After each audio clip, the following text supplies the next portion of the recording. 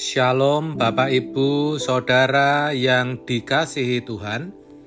Seri pengajaran hari ini berjudul Bagaimana Roh Kudus Menghibur. Dalam Yohanes 14 ayat 26 dikatakan, tetapi penghibur, yaitu Roh Kudus yang akan diutus oleh Bapa dalam namaku, Dialah yang akan mengajarkan segala sesuatu kepadamu dan akan mengingatkan kamu akan semua yang telah kukatakan kepadamu. Dari sini jelas sekali bahwa yang dimaksud penghibur adalah Roh Kudus.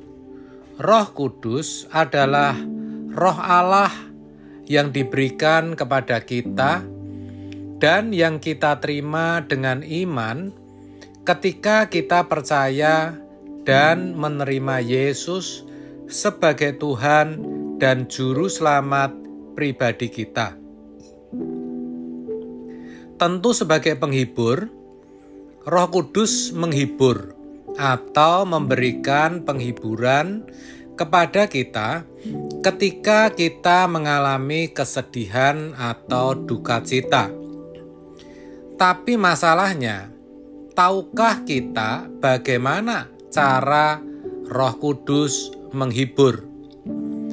Ayat tadi mengatakan, Roh Kudus menghibur kita dengan cara mengajarkan segala sesuatu dan mengingatkan semua yang telah Tuhan Yesus katakan.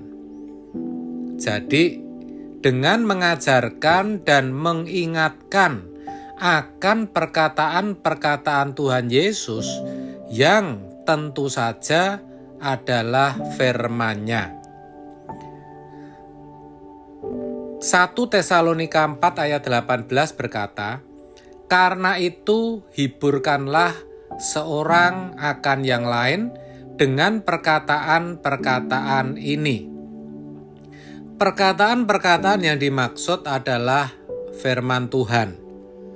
Kalau dalam 1 Tesalonika 4, konteksnya adalah penghiburan bagi orang yang mengalami duka cita, yang ditinggalkan oleh orang yang dikasihi, yang sudah di dalam Tuhan.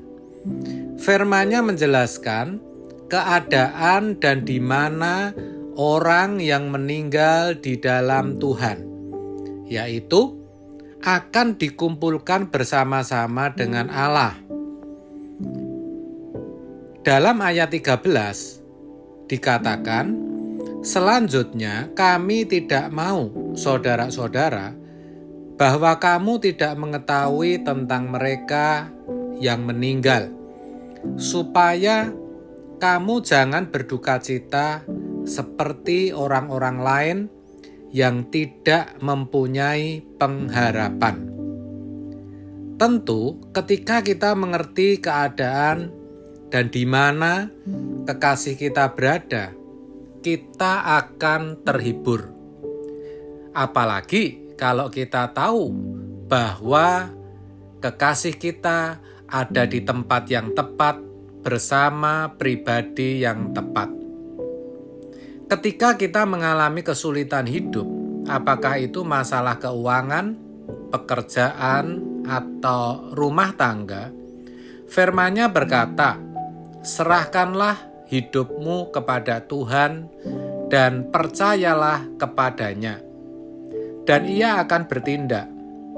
Mazmur 37 ayat 5. Tentu ini suatu penghiburan, saudara.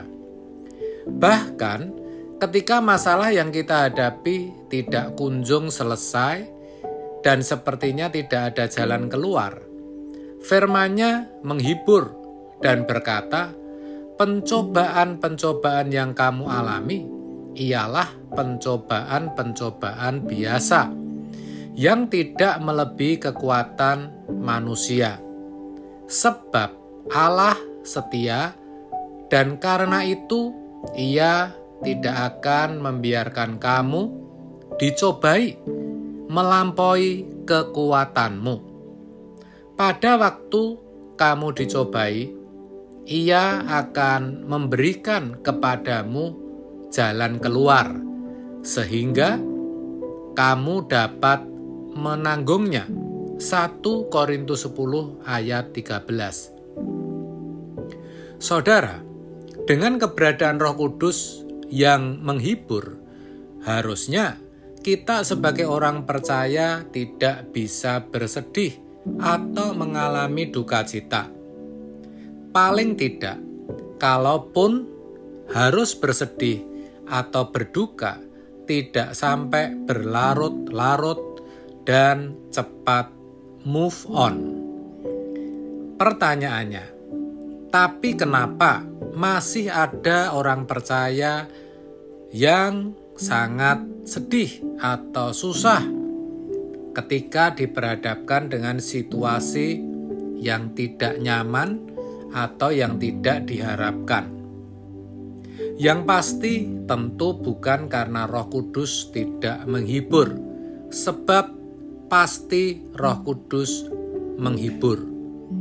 Kalau sampai ada orang percaya masih belum bisa move on dari pergumulannya, dengan kata lain terus bersedih atau larut dalam duka cita, itu pasti ia tidak mengerti firman, sehingga kuasa firman itu tidak bisa ia alami. Ini harus kita mengerti, saudara. Oleh sebab itu, mari jangan tunggu kita sedih, kita berduka, baru cari firman.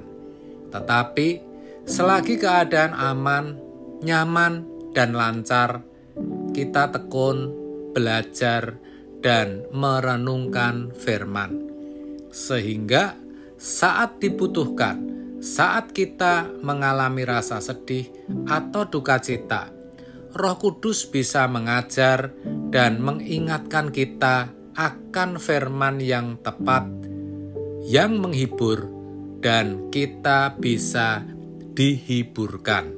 Amin. Tuhan Yesus memberkati.